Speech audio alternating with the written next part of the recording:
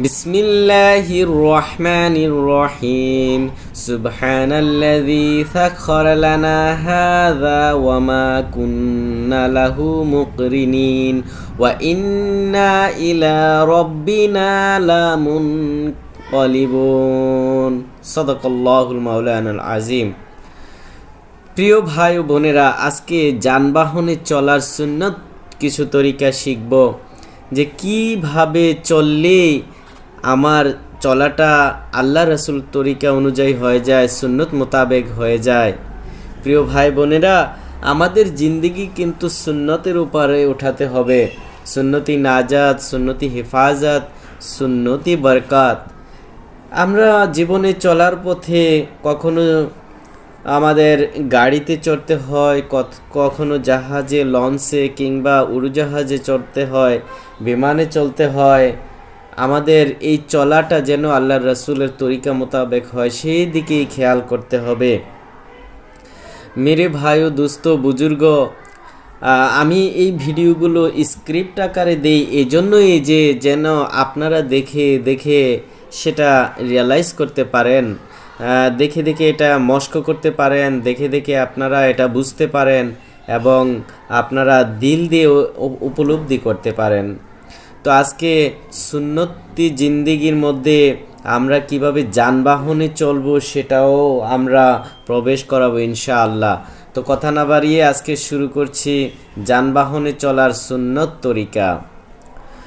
মেরে মোহতারাম দোস্ত ভাই বুজুর্গ, যানবাহনে চলার একটি দোয়া আল্লাহ তাআলা কোরআনে কারিমে আমাদের জন্য নাজিল করেছেন, সেই দোয়াটাও আমরা শিখব ইনশাআল্লাহ। ততক্ষণ পর্যন্ত সাথেই থাকুন। তো যানবাহনে চলার সুন্নত তরিকা হলো, 1 নম্বরে বিসমিল্লাহ বলে যাত্রা শুরু করা। যে কোনো ভালো কাজের মতো যাত্রাও বিসমিল্লাহ দিয়ে শুরু করা সুন্নত। 2 নম্বরে যানবাহনে ডান পা দিয়ে ওঠা। রাসূল সাল্লাল্লাহু আলাইহি ওয়াসাল্লাম ডান দিককে পছন্দ করতেন, তাই ডান পা দিয়ে উপরে ওঠা মুস্তাহাব। 3 নম্বর আরোহণের দোয়া পড়া। যানবাহনে উঠেই এই দোয়া পড়া সুন্নত। যানবাহনে ওঠার দোয়া কোরআনে কারিমে আল্লাহ তাআলা ইরশাদ করেন, বিসমিল্লাহির রহমানির রহিম। সুবহানাল্লাযী সাখখারা লানা হাযা ওয়া মা কুন্না লাহু মুকরিনিন ওয়া ইন্না ইলা রাব্বিনা লামুনকালিবুন। সাদাকাল্লাহুল মাওলানাল আযীম। প্রিয় ভাই বোনেরা, আমি পড়ছি, আপনারা সাথে সাথে দোয়াটা মুখস্থ করে নেবেন। প্রত্যেক হরফে হরফে আপনাদের জন্য নেকি হবে ইনশাআল্লাহ, কারণ কোরআনে কারিমের এটা আয়াত। সুবহানাল্লাযী সুবহানাল্লাযী সুবহানাল্লাযী সাখখারা লানা হাযা ওয়া মা কুন্না লাহু মুকরিনিন ওয়া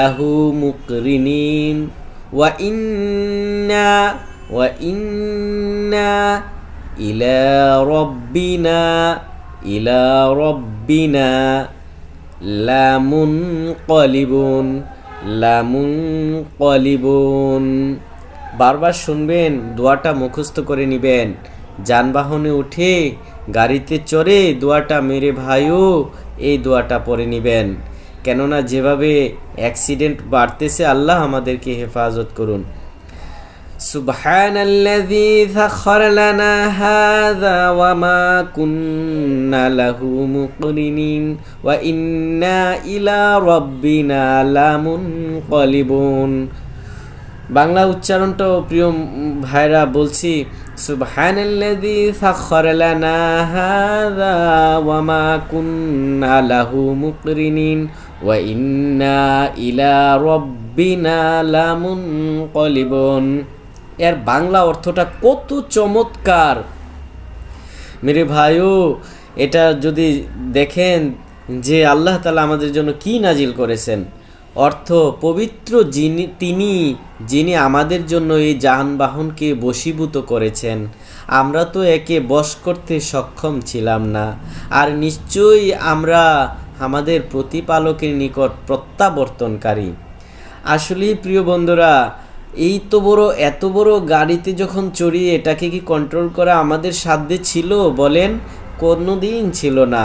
একে সাধ্য বা বশীভূত একমাত্র আল্লাহ তাআলাই করে দিয়েছেন, আমাদের জন্য কন্ট্রোল করা সহজ করে দিয়েছেন। এত বড় ট্রেন কিভাবে সম্ভব?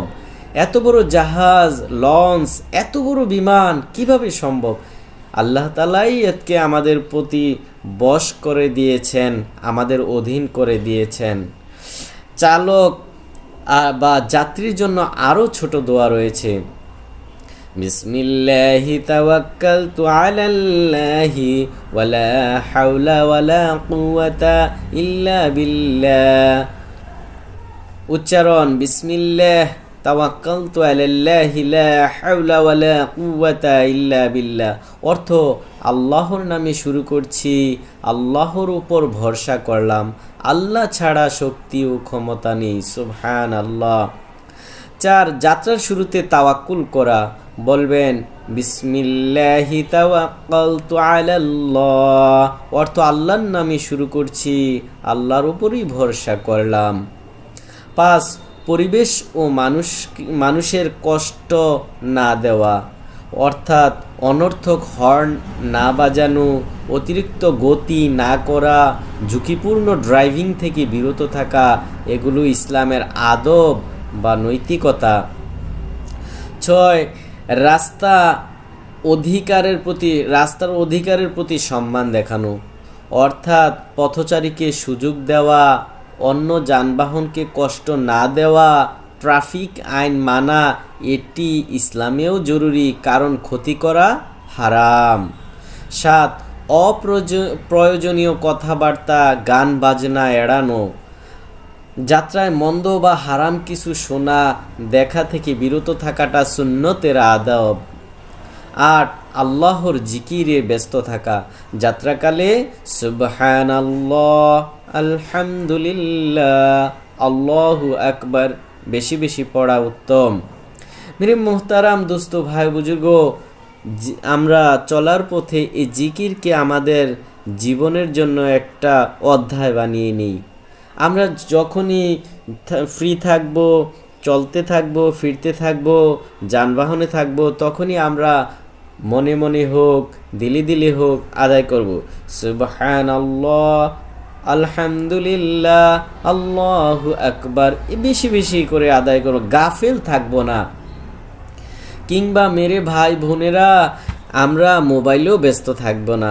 আরে মোবাইল তো একদিন পড়ে থাকবে, আপনি তো আর থাকবেন না। এজন্য বেশি বেশি তাসবিহাত আদায় করব। এই যানবাহনও একদিন আমাদের পক্ষে সাক্ষী দিবেন আল্লাহ তাআলার কাছে। 9. গন্তব্যে পৌঁছে আলহামদুলিল্লাহ বলা। রাসূল সাল্লাল্লাহু আলাইহি সাল্লাম যে কোনো সফলতা ও নিরাপদ আগমনেই আলহামদুলিল্লাহ বলতেন। 10. যুদ্ধ নেই, অহংকার নেই।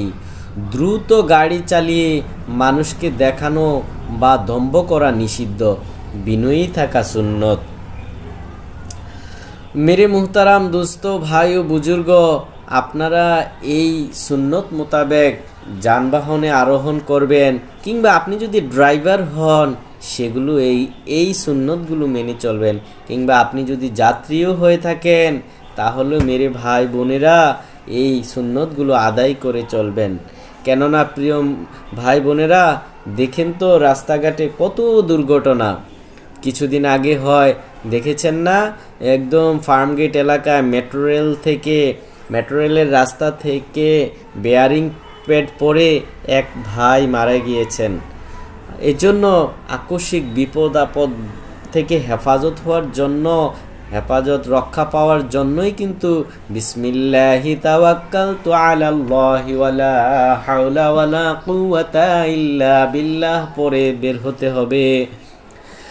মেরে ভাই ও দোস্ত বুজুর্গ, আমাদের জীবনটা অতি ছোট্ট, অতি সামান্য, খুব দ্রুতই শেষ হয়ে যাচ্ছে।